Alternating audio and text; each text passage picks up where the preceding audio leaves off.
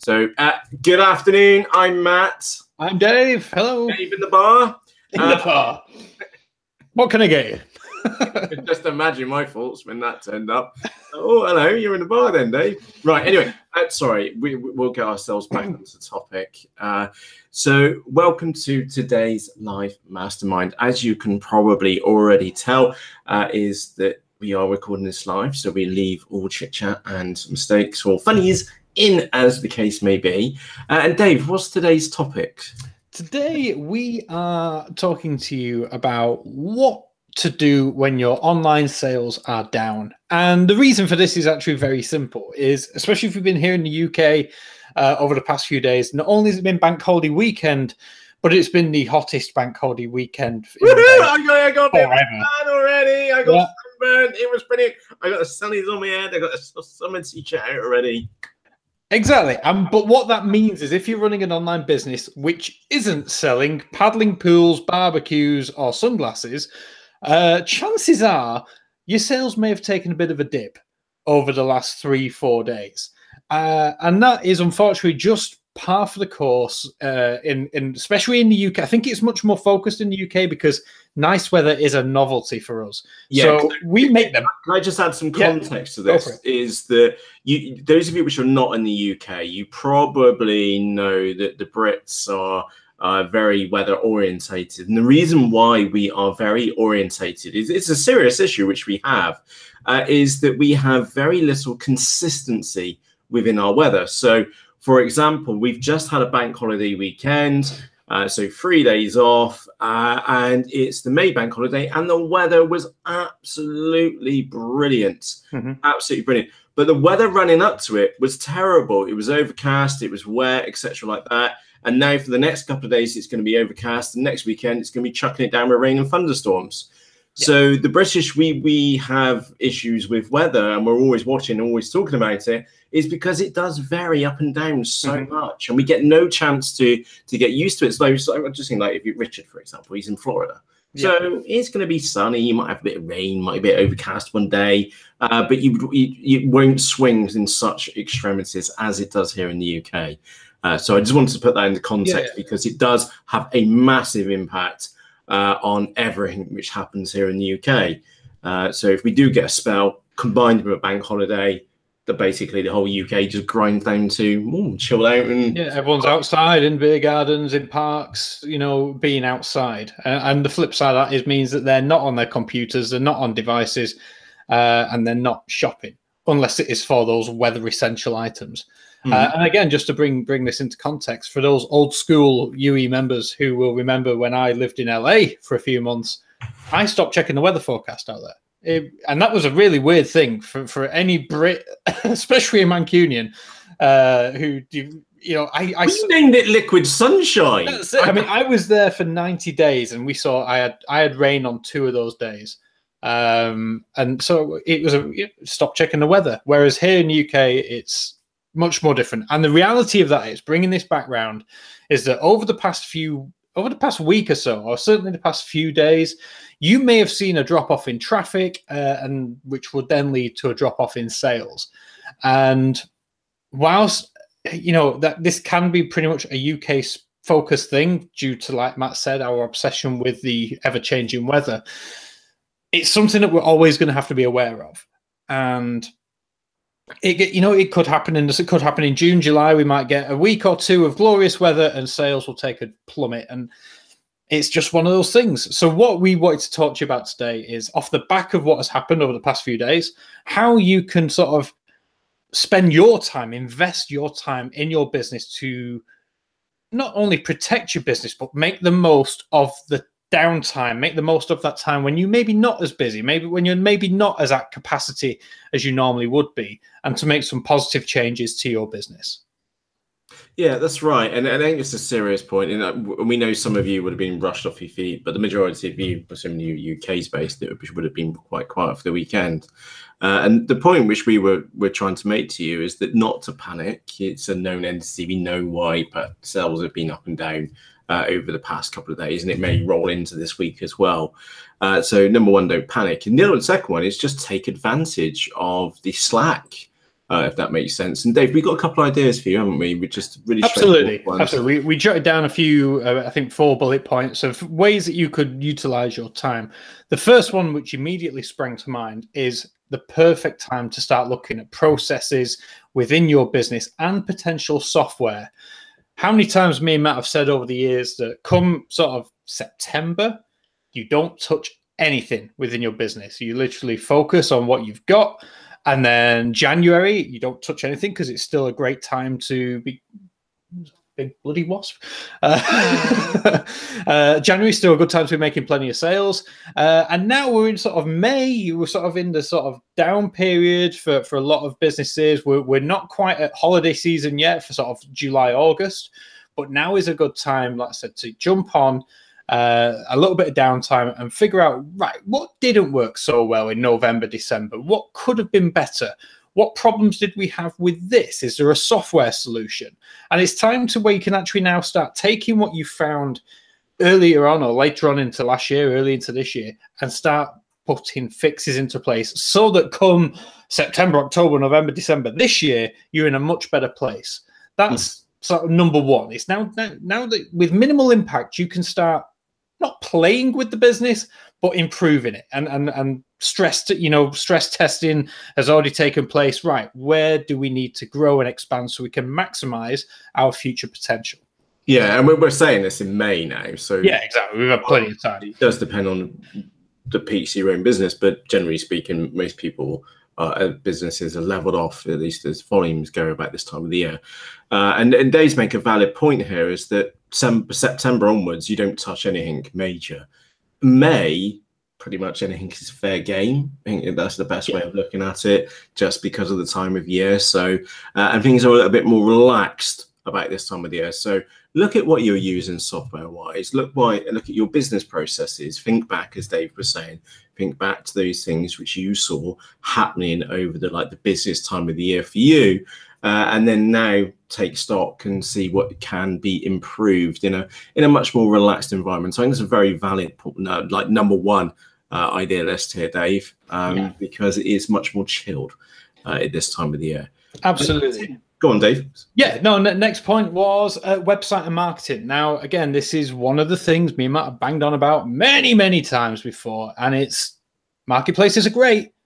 Don't put all your eggs in their baskets, though. And what better time than to when, you do have a little bit of downtime, you're not, rushing off your feet, packing boxes, sourcing, but whatever.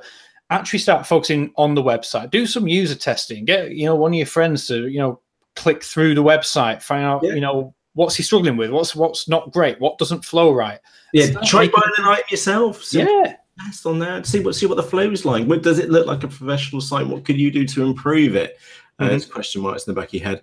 Also, because of the time of the year, it's a little bit more relaxed. Generally speaking, advertising costs are going to be lower. Compared to the busiest time of the year. So now would be a perfect time for you to go and have a play with a sensible budget, maybe AdWords, for example, maybe £10 a day, give it a punt, just get the first ad up and try it and see what happens, get all the code in the right place so that you can track your conversions and things like that. And of course, it's just making a point, it's this time of the year when you can chill back a bit, cup of coffee on the side. There isn't the phone going absolutely mental at you every 5 minutes. And you can get the time to go and play with an advert, set a budget on, say, for 10 quid a day, try it out for a week, and then take stock, and then suddenly realize that AdWords, for example, is really not quite that hard, to be honest. A lot of people, everyone I speak to who sort of tells me that, AdWords is too expensive, it doesn't work, because they always make that same mistake of setting it up and then leaving it. Unfortunately, AdWords are one of those things where it's like a garden. You need to maintain it. You need to keep watering it and checking that the ad is, how's it doing? Keep optimizing constantly. 10, 15 minutes a day, if that. And that is adequate to be able to start, keeping that ad running and keeping it optimized. And that's absolutely. So realistically, it's going to take you about an hour to set up, just get your first one going. And we're just being blatantly honest with you, because the first time you go into it, it's going to look a bit scary. Saying that they do make it very easy now. It's much easier than it used to be. Yeah, absolutely. And then maybe we're talking about an hour, which is something we're going to speak about perhaps next time when in a later mastermind.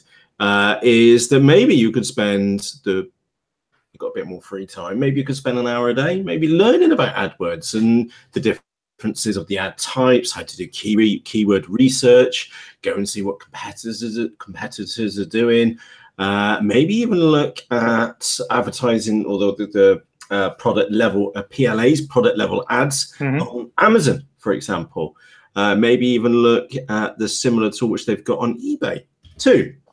Or those of you which I know there would be a question which comes in, Matt, what about Bing ads? Is that they do work, by the way, but they're not a great place for you to start with. AdWords is the place for you to start, and definitely look at Bing ads later. I know that I've had some good personal successes with Bing ads, and I still pay them. So there you go. Notice as well, give you a hint that it does work. It's just not as big as AdWords. I was going to say, with Bing ads, it's sort of a type. It can tend to be cheaper because there's not as much competition on there. But for that, you are getting sort of less visibility.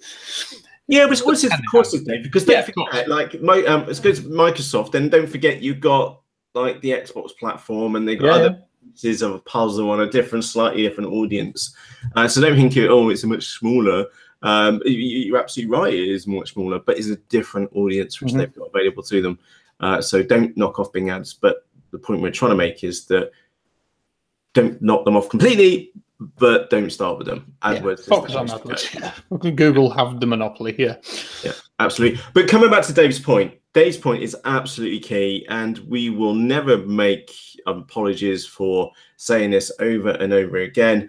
Websites is where it's at. Okay, with Amazon, with eBay, you're always playing in someone's back garden. Okay, right now, eBay is not the flavor of the month. Okay, and it's almost like a monthly thing, isn't it? 1 month eBay will do one thing, and then the next month Amazon will do something. Everybody else gets pissed at them, and then everybody next month everybody gets pissed at them. It's just the roller coaster of stuff which is going on. Okay, and that's the thing, is that's what you get when you're playing in someone's back garden. You have to adhere to their rules and yes, miss, yes, sir, whatever. Whereas when it comes to your website, well, you're your own keeper. Obviously, there's common sense which you need to adhere to, distance selling regulations, etc., etc.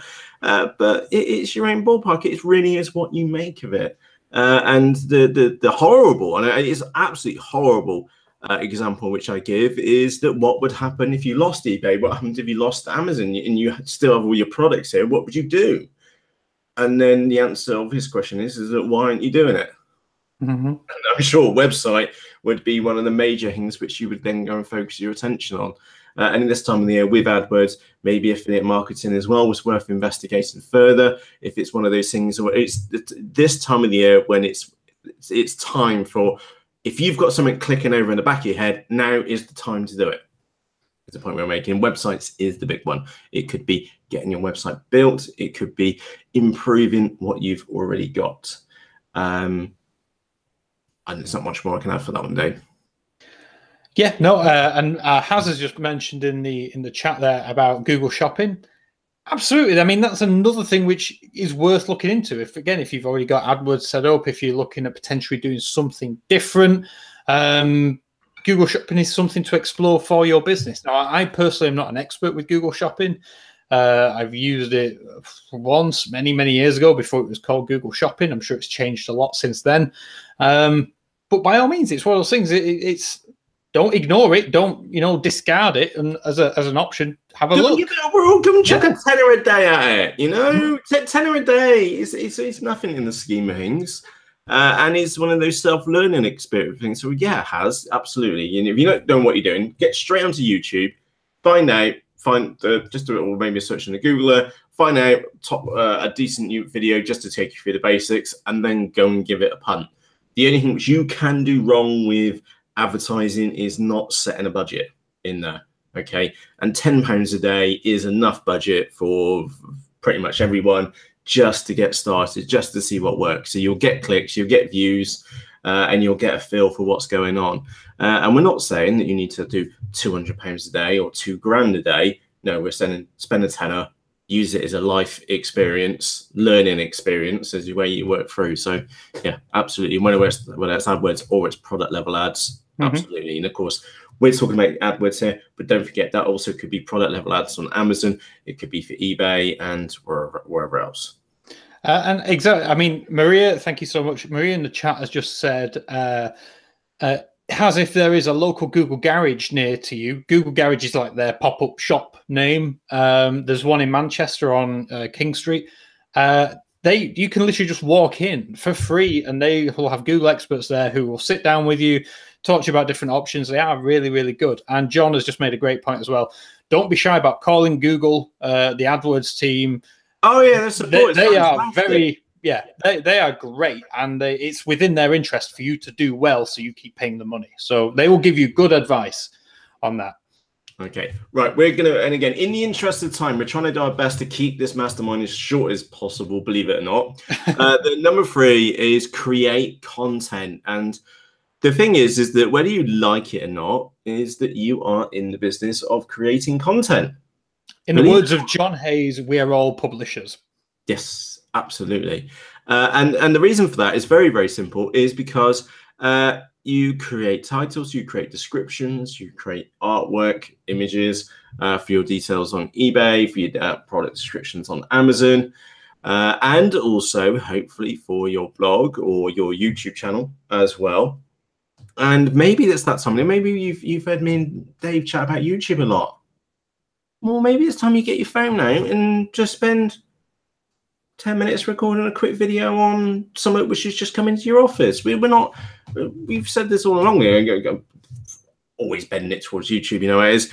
But the point being is it's not hard. Just have a quick chit chat to your phone about something which has come in today. What was the last new thing which took your interest for your business? And then go and have a quick chit chat about it on the phone. You don't have to production quality based video here. Just hold the camera still, or if you're anything like me, just say, "Oh, hi, I'm Matt, and we're out taking a look at X, Y, Z. Oh yeah, and apologies, I'm using the phone, so if it's a little bit wonky, I do apologise." And then just carry on as normal, and then just have a chit chat, because then you've got over and done with. They kind of already realised that you're on a phone. And then you just get into the meat of what you wanted to talk about. And again, if you're stuck and you're not too sure what you need to do, is that perhaps just take a notepad beforehand, and you've got something which is new and it's been turned up, then just scribble down a couple of ideas of what you would like to discuss in the video. And that's something which I really do struggle with. I still struggle now, years on, is trying to keep myself on topic each time. So use a notepad. And that's something which has helped me absolutely massively. So before you even hit record, you think about the products and then write down a couple of bullet points for you to think about. And that saves the kind of tactic, which happens when you get stuck. And you just go, what else is on my list? And then you tick off the next one. And then you have a chit chat. Oh, I wrote about this. And then go through. So creating content, it could be as simple as maybe taking that time. Maybe it's this poke for me and Dave to go, oi, perhaps it's time for you to look at titles and descriptions, maybe even images for the stuff which you've been doing already. Maybe it's item specifics for eBay. Maybe it's about time you get your own barcode range. Could be that as content. That's literally anything. I mean, like I said, I know we've spoke a lot about video and YouTube, and I guess if we had our way, that's what we would urge, just purely because Matt has seen the success that brings. I've seen, the success that brings. The time that I invested 2 years ago in a video about Black Friday and Cyber Monday is still paying dividends now. I'm still getting more and more views on it. It doesn't age. Is that the content on YouTube, especially, will just keep coming back. We'll just work its way up the search results. And James as well from Hobbybase, don't think he's with us today, but he again has seen such success with creating great, unique content on Facebook, on YouTube. Again, if you've got a spare hour, because again, you're not that busy, creating content is that time invested, which will come back and pay dividends later on when you are busy. You create it once and it can be viewed hundreds, thousands, millions of times. It's just a great investment of time as long as the content is good. And like I said, you don't need a massive DSLR camera with a tripod and lighting rigs and expensive microphones. one of these does a pretty good job. He does a really good job. Just have a bright light next to you. Yep. You just chit chat and be you. Remember, we've always said this all along. Be you. If you're a miserable, grumpy bartender, there's that for time in, keeping it family friendly. So if you are a grumpy, miserable bartender, then be the grumpy, miserable bartender. Or if you maybe slightly over caffeinated like me most of the time, then the only tip for you is just make sure you up your voice by 10%. Just crank the little volume up. Me and David, we called it our radio voices. And that's what we're doing right now. We're just projecting our voices 10% louder than what we would normally do in normal speech. Okay, that's the only tip which we can give you, other than just go and do it. Whatever you just hit record. But remember, if you get stuck, and remember, you don't need if you feel that you've got a face for a radio, well, then just put the stand, just hold it, and then talk about and point, And if you think you've got, well, I know I haven't got clean nails, just get that. I suffer from that badly because I work in the garden quite a bit, so I use pens and point at stuff with the pens out on there, and then you can get the camera in really close, and you don't need anything more than literally just a mobile phone to do it. And by the way, the video quality on the Pixel 2 is just amazing, absolutely amazing. And actually, it's better than the Sony HD camera which I've been using. It's so much better. So it's impressive, yeah. That one's actually twice the price of that, but yeah, well, yeah, it's more costs more anyway. Get ourselves back on create content, okay? Whether that be from item titles to keywords for Amazon to descriptions to bullet points to artwork to images to YouTube content, creating your first video. Okay, in fact, it's never been easier to create content in the video format, because I'm just looking right here on YouTube. You've got a camera format now, and you just hit go with the web camera, and you go live, and off you toodles. There's no editing required. You just upload, it's like this. It's recorded live. It is as is, and you can have a chit chat about a product. And remember, that camera doesn't necessarily need to be pointing directly at you. It can be facing the other way, and then with your hands in front, and you're chatting about products in front of you, or products, as the case may be. So yeah, go for it. Absolutely. And Dave, number four, the final one, is product sourcing, basically working on your business. So the stuff that you may not have found time for in your busier months, now is the time to utilize your time to focus on the stuff which you as the entrepreneur should be doing. Whether that is product sourcing, maybe you've got a great idea how to make an existing product better. Start looking out to Alibaba. Can we get this made? Find some contacts in China. Maybe you want some new suppliers. Maybe you need some more a new shipping, a new courier integrated, because the current ones let you down a bit over Christmas. Now is the perfect time to start working on the business and improving that, and bringing the things that will bring in more business that only you can do, the tasks that you can't really outsource. Yeah, absolutely. Or we've spoken this a week or two ago about outsourcing. Maybe you've heard myself and Dave speak about outsourcing and assistants and other members of your team. Maybe you take stock that, yeah, Matt and Dave have spoken about this course quite a few times. They even made a video course on everything which I needed to know. Maybe it's like time I sit down and take that course and go and take some action on that one. And that's the point. The summary just of what we've been and covered here. If it's quiet, don't panic. It's perfect. It's absolutely perfect. It's perfect timing to do some of the things which you wouldn't have normally been able to do, because everything's been just chucked at the fan and it's just sprayed everywhere, and you've just been playing clear up for the past couple of months. So good time of the year, to say the least, isn't it, Dave? Absolutely. It's one of those. It can look like a negative. We all know it can be like when you log into your Seller Central or your eBay dashboard and see that the graph has taken a dip or there's not as many sales in. It can be a bit disheartening, but you've got to turn that negative into an opportunity. It's like, right, what can I do with this new time that I've been given to turn this, or to keep working on my business, to improve it, and basically keep it heading in the right direction. And we've given you 4 things there, which would be great uses of your time, your energy, in order to make the most of this downtime, because I guarantee by November, you'll be wishing you had a little bit of downtime to focus on these things. You will be. So let's just quickly recap before we wrap up. Number one, improve processes and software. So if there's been a process or a piece of software or a new piece of software which you wanted to spend some time, invest some time, effort, and energy in, now is the perfect time. Okay. Work on your own website and marketing. Absolutely. Create content was number 3. And number 4 was work on your business. Maybe source new products, new suppliers, open up the communication channels. Okay. Find out what else is out there. So yeah, on one hand, you may be tempted just to sit back, and you can give them seconds next to that first day back after a bank holiday. There is no sun out there today for us, at least here in the United Kingdom. So make the most of it. Quiet time is nice. It's also nice to reflect on what's been going on and then to take action to go forward. So we've covered many different options there. Just take advantage of it. Really do. Absolutely.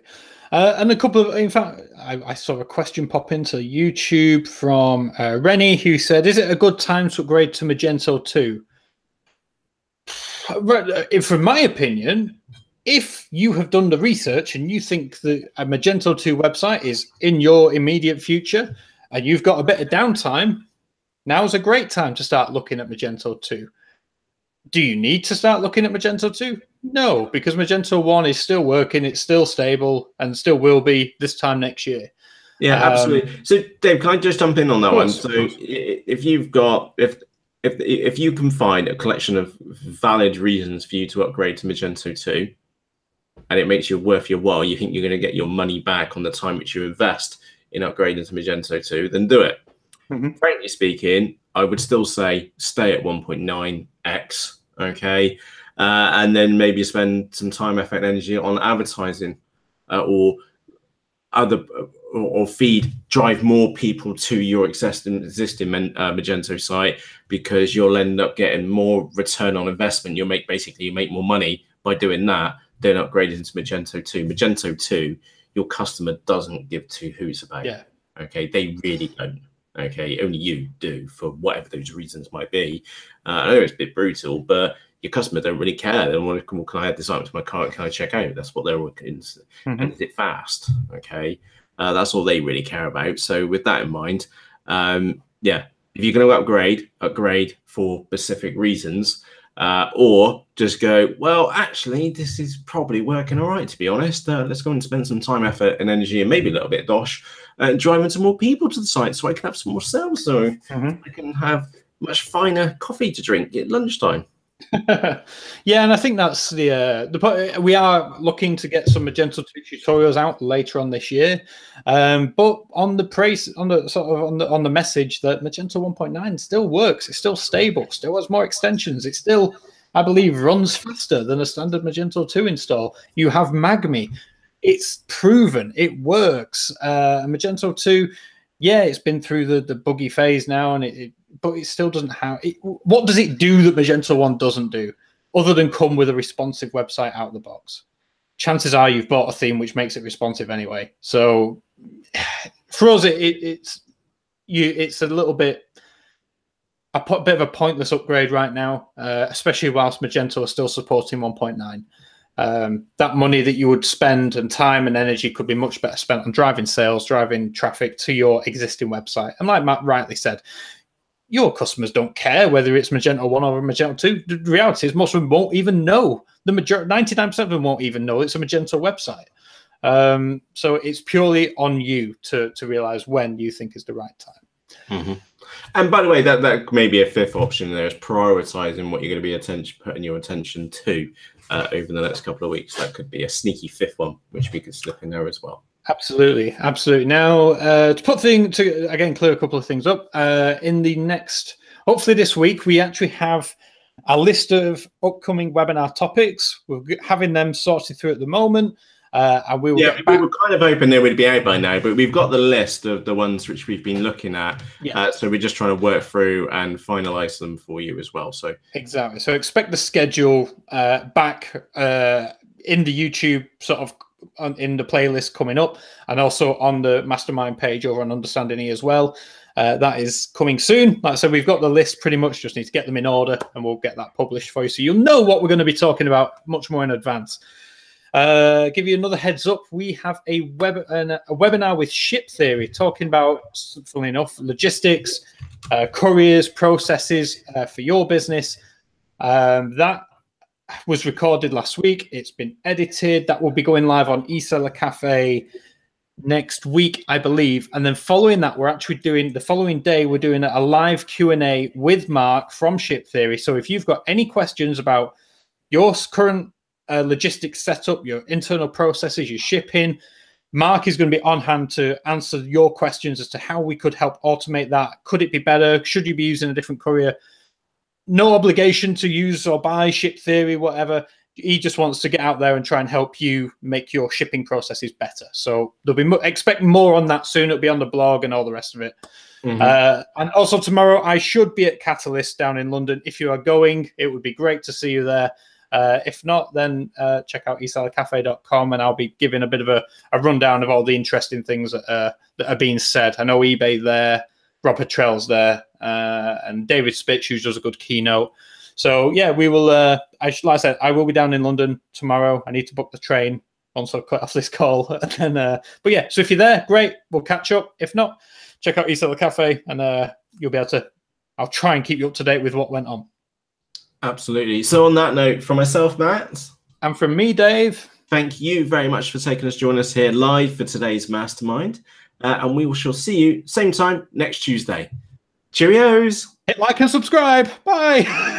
Oh, I'll have a gin and tonic way there, Dave. Absolutely, sir. What would you like? I mean, we've got Gordon's, and we got some of the other stuff down here. Oh, good. Is that the good stuff? We've got the good stuff down here. Illegal imports. Yeah, that's the one. There isn't a waitress down there, is there? No comment.